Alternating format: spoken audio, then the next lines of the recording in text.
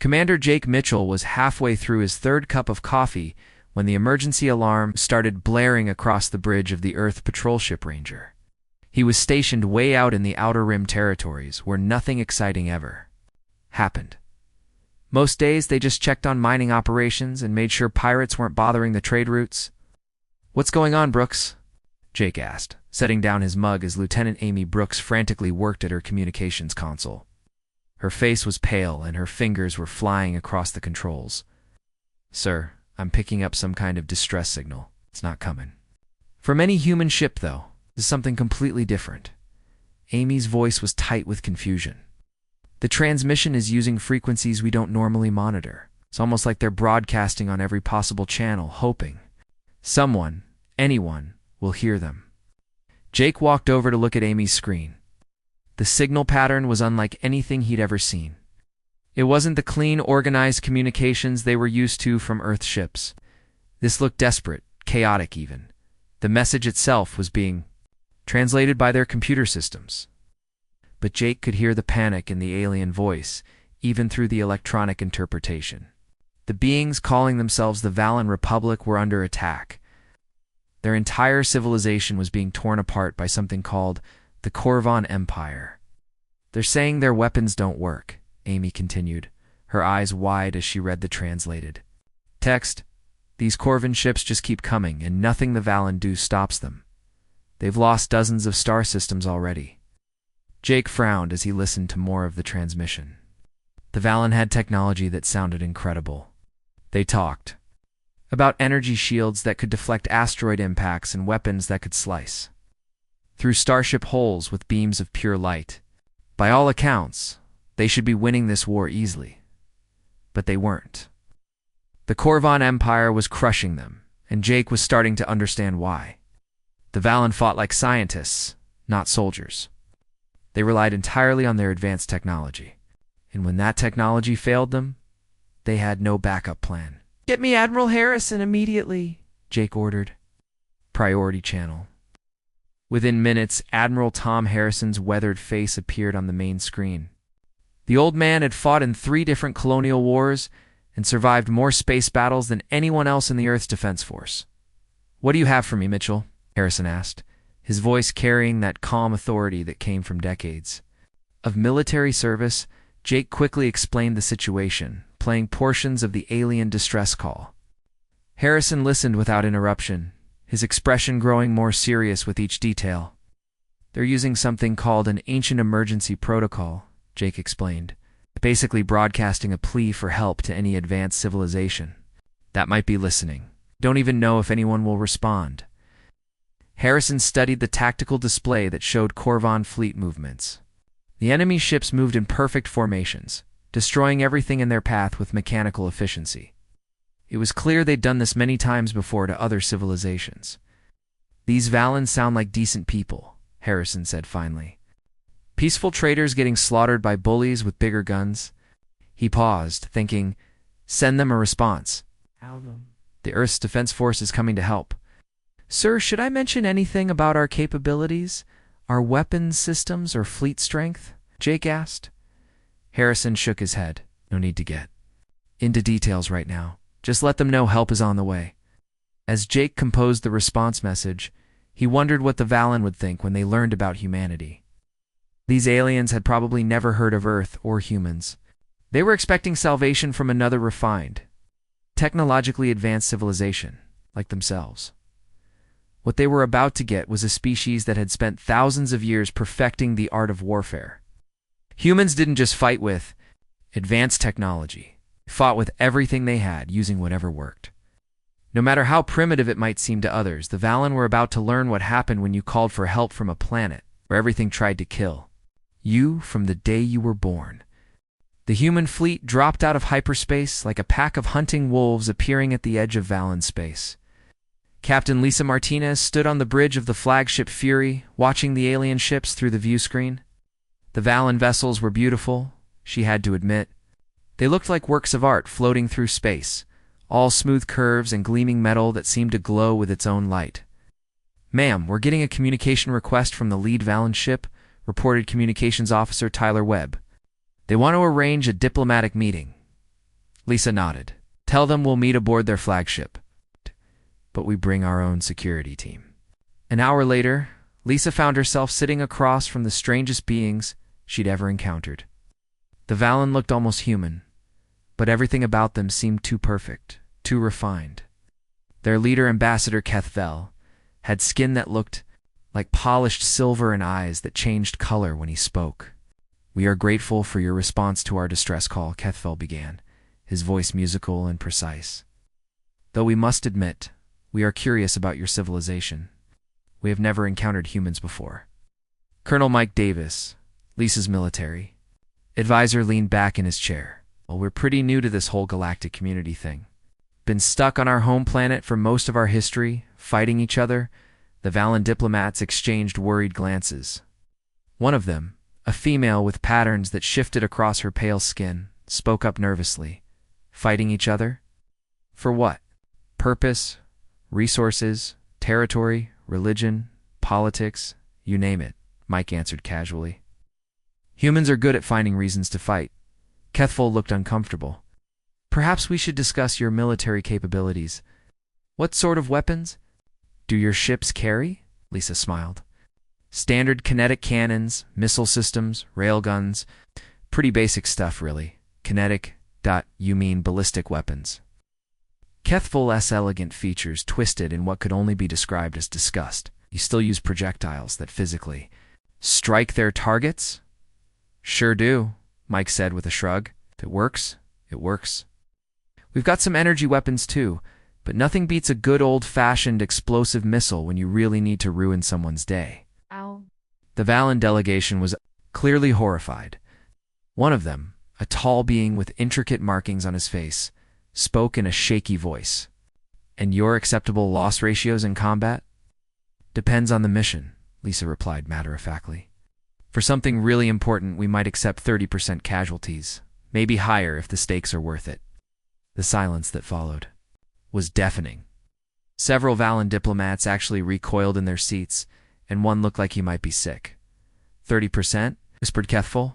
Consider it acceptable to lose nearly a third of your forces. Sometimes you've got to break a few eggs to make an omelet, Mike said, which only seemed to confuse and horrify the aliens more, before anyone could explain what an omelet was. Warning sirens began blaring throughout the Valen ship. Red lights Flashed, and Kethvel's skin immediately shifted to a deep purple color. Corvin assault ships, he announced, his musical voice now tight with fear. They found our diplomatic convoy. Through the view screen, Lisa could see the enemy vessels approaching. They were massive. Dark ships that looked like they'd been designed by someone who thought intimidation was more important than beauty. Their hulls were covered in spikes and weapon ports, making them look more like space-going fortresses than ships. The Valen vessels immediately began their defensive procedures. Their shields activated, creating shimmering barriers of energy around each ship. They started moving in coordinated patterns, trying to stay out of range of the Corvin weapons while charging their own energy systems. Meanwhile, the human escort ship Detroit simply turned toward the enemy and opened fire. The difference was shocking. While the Valen danced around the battlefield with their elegant maneuvers, the Detroit charged straight at the Corvin ships, its kinetic cannons hammering away at the enemy hulls. Then came the missiles, nuclear-tipped and moving fast enough to punch through almost any armor. They're using atomic weapons in space combat, gasped the Valen admiral. His voice filled with horror as the lead Corvin ship disappeared in a brilliant nuclear flash. The remaining Corvin vessels, clearly not expecting such aggressive tactics, began to retreat. The entire engagement lasted less than 10 minutes. As the enemy ships fled, Lisa turned back to the stunned Valen delegation. Well, that was fun. Ow. Where were we? The battle that followed would become legendary throughout the galaxy, though not for the reasons anyone expected. Captain Ryan Walker stood on the bridge of his destroyer Tombstone, watching sparks fly from damaged control panels as his ship shook from another Corvin energy blast. The lights flickered constantly now, and the air tasted of smoke and burnt electronics. "Damage report," Walker called out, gripping his command chair as the ship lurched to one side. Main power is down to 20%, shouted Engineer Davis from across the bridge, his uniform torn and his face streaked with grease. Life support is failing in sections 4 through 7. We've lost half our weapon systems, and the hull has breaches on 3 different decks. Walker nodded grimly. In the view screen, he could see the massive Corvin dreadnought that had been pounding his ship for the last 10 minutes. The enemy vessel was easily 5 times the size of the Tombstone, its hull bristling with weapon ports that glowed with deadly energy. Sir, the Valen ships are pulling back, reported Sergeant Kate Johnson from her emergency station. She was operating 3 different control panels since most of the bridge crew was either wounded or dead. They're retreating to the outer perimeter to repair their shields and recharge their weapons. Walker looked at the tactical display. The elegant Valen warships were indeed withdrawing from the battle, their beautiful hulls still gleaming despite the combat. Their shields had taken some hits, but they were following standard galactic warfare protocol. Retreat when damaged, repair, then return to fight again. Good for them, Walker said with a bitter laugh. They've got the luxury of time. We don't. The Tombstone shuddered again as another energy beam struck the hull. Warning lights flashed red across every console, and the computer was announcing hull breaches in that calm, automated voice that somehow made everything seem worse. Davis, how's that reactor looking? Walker asked, already knowing the answer. Wouldn't be good. The engineer's face was grim as he checked his readings. It's not looking good, Captain. The containment field is fluctuating badly. One more direct hit to the engine section, and the whole thing's going to blow. We're talking about a nuclear explosion that'll take out everything within a few miles. Sane commander would have ordered an immediate evacuation. Standard military doctrine called for the crew to abandon ship when facing reactor failure. The escape pods were still functional, and there was enough time to get most of the remaining crew to safety. Instead, Walker looked at the massive Corvin dreadnought that had been systematically destroying every human and Valen ship in its path. The enemy flagship was so large it needed multiple reactors just to power its weapons. If it reached the main battle line, it would slaughter hundreds of ships. All hands, this is the captain, Walker announced over the ship's communication system. Anyone who wants to abandon ship, get to the escape pods now. We've got 2 minutes. Several crew members immediately headed for the exits, but most stayed at their stations. These were veterans who had served together for years, and they understood what their captain was planning. You sure about this, sir? Asked Sergeant Johnson, her hand still working the controls even as she spoke. Walker manually overrode the engine safeties, pushing the damaged reactor beyond its safe limits. The ship's speed began to increase, and he aimed the Tombstone directly at the center of the enemy dreadnought. Davis, can you give me everything the reactor's got? Sir, if I do that, we'll go critical in less than 3 minutes, the engineer warned. Walker grinned, the same expression he'd worn as a young pilot flying suicide missions against pirate bases. Then let's make it count. The Corvin dreadnought's crew apparently realized what was happening because their weapons began firing frantically at the approaching human ship. Energy beams struck the Tombstone's hull, tearing away armor plating and leaving glowing scars across the metal. But Walker held his course. From their safe distance, the Valen fleet watched in complete shock as the human destroyer accelerated toward the massive enemy ship. Their elegant minds couldn't process what they were seeing. No civilized species would sacrifice an entire vessel and its crew for a single tactical advantage. Brace for impact, Walker announced calmly as the Tombstone closed the final distance. The collision was spectacular. The human ship struck the Corvin dreadnought at full speed just as the reactor went critical. The nuclear explosion tore both vessels apart, creating a brilliant fireball that lit up the entire battlefield. When the light faded, both ships were gone. The massive Corvin flagship that had seemed unstoppable was nothing but scattered debris. Floating in space, the Valen commanders stared at their view screens in stunned silence. It was the first time in galactic history that anyone had witnessed a species that treated their own ships as expendable weapons. The humans hadn't just fought the enemy. They had weaponized their own destruction.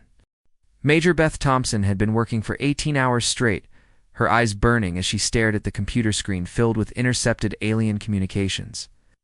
The coffee had gone cold hours ago, but she kept drinking it anyway.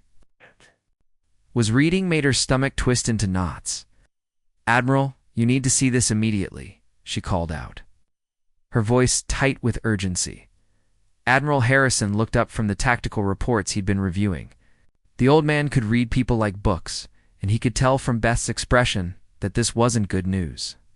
"What have you found, Thompson?" he asked, walking over to her workstation. Beth pulled up the decoded transmissions on the main screen. "The Corvin Empire isn't just planning another attack on Valen territory, sir. They're changing their entire strategy. They've decided that humans are the real threat, and they want to eliminate us completely." Harrison's face darkened as he read the alien communications.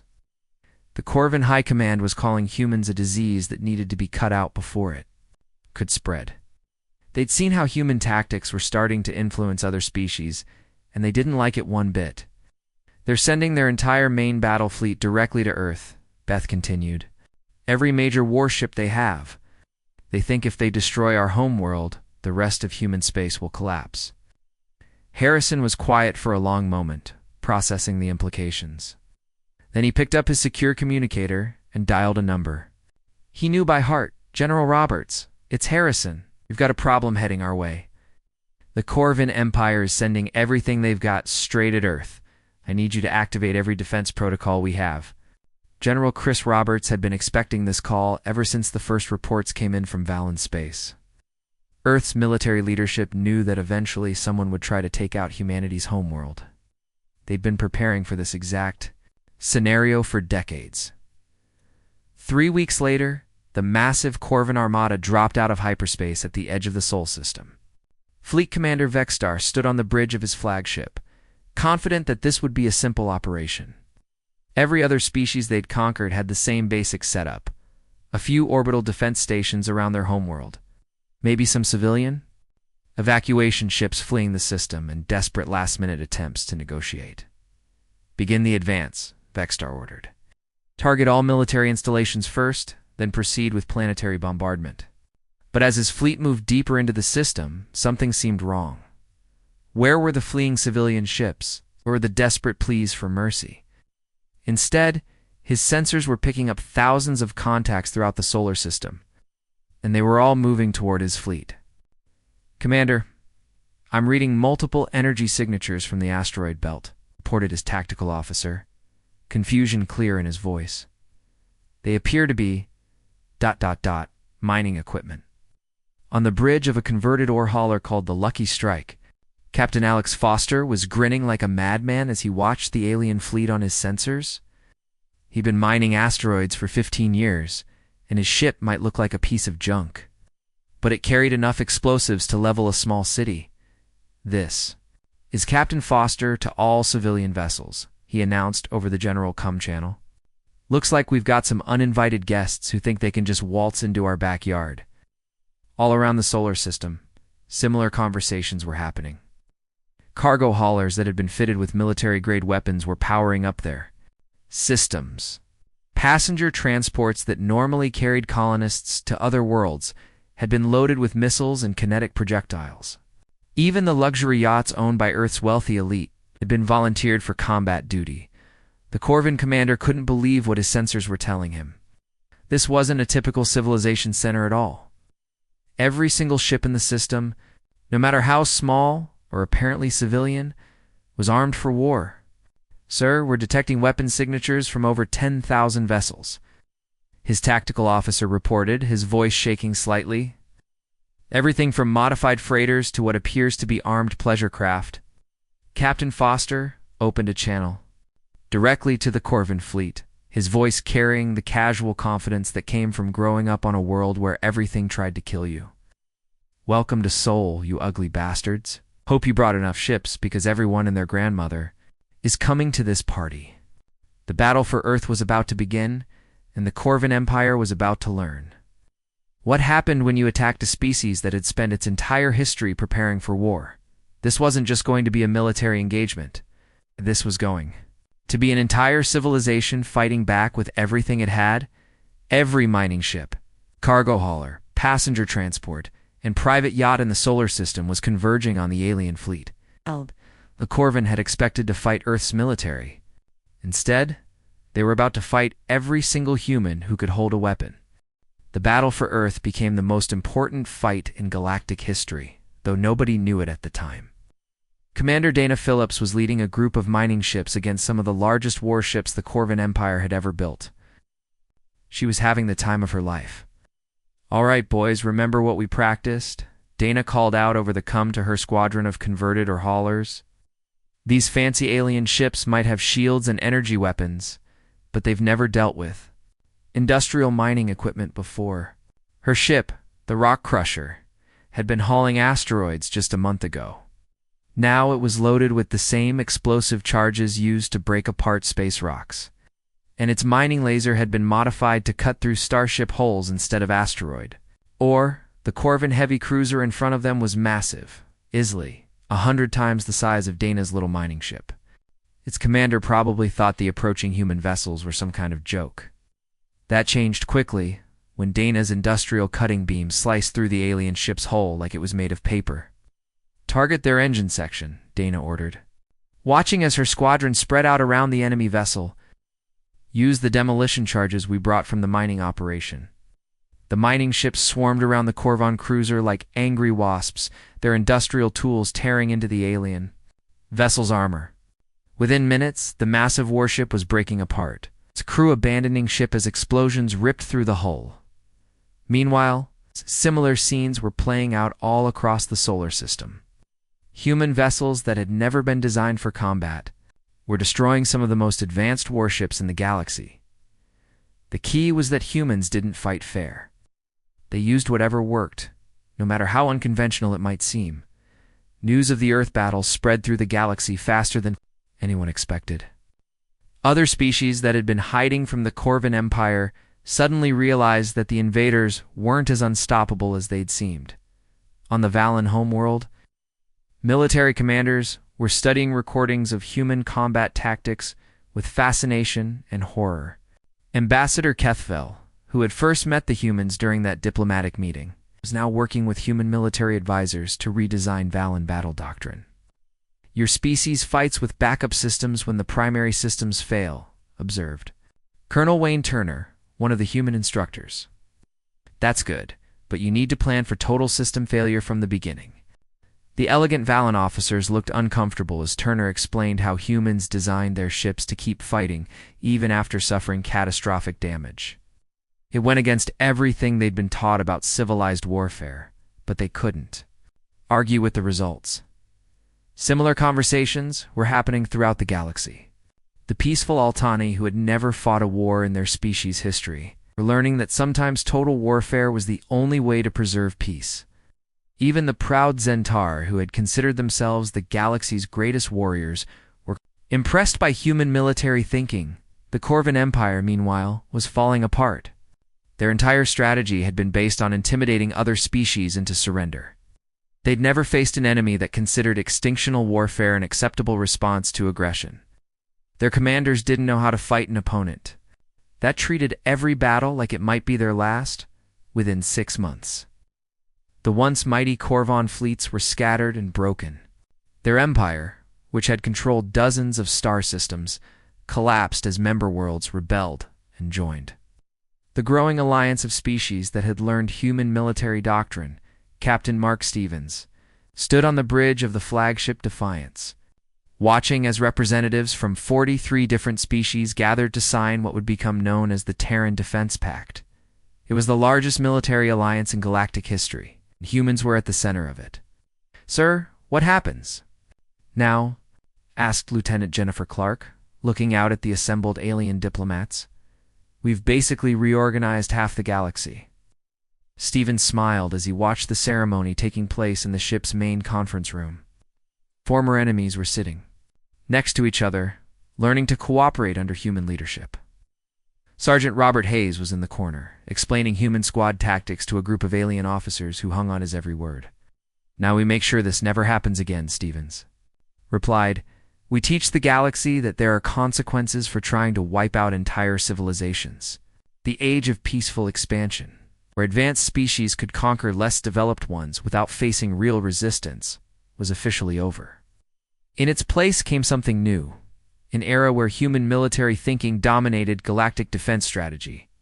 Species that had never considered themselves warriors were now learning to fight with the same intensity that had made humans the apex predators of warfare. The galaxy had discovered that sometimes the most primitive species could teach the most advanced civilizations how to survive, and at the center of it all were the Deathworlders from Earth, ready to show anyone who threatened galactic peace exactly why you didn't mess with a species that had evolved on a planet where everything was trying to kill you. Retriclod can make mistakes. Please double-check responses.